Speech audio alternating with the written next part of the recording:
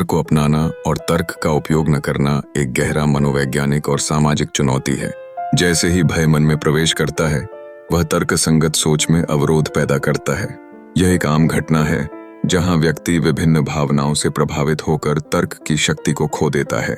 इस स्थिति में हम डर को नकारात्मक भावना के रूप में पहचान सकते हैं, जो संभावित खतरे या असुरक्षा के कारण उत्पन्न होती है। यह व्यक्तियों को चिंता और दहशत का अनुभव कराती है, जिससे उनके निर्णयों पर भारी दबाव पड़ता है। जैसे जैसे डर गहराने लगता है, मानसिक स्थिति कमजोर पड़ने लगती है। इस परिस्थिति में लोग केवल अपनी भावनाओं का अनुसरण करते हैं। इससे तर्क के ठोस आधार का अभाव हो जाता है। तर्क का अभाव एक ऐसी स्थिति को जन्म देता है जहां व्यक्ति केवल अपनी आदतों या पूर्व धारणाओं के आधार पर निर्णय लेते हैं। यह प्रक्रिया उन्हें महत्वपूर्ण अवसरों से वंचित कर सकती है, क्योंकि वे डर के चलते जोखिम लेने से कतराते हैं। डर और तर्क के बीच की इस जंग को समझने के लिए हमें यह जानना होगा कि लोग डर अपनाने के पीछे के कारणों को पहचानने में असमर्थ क्यों होते हैं।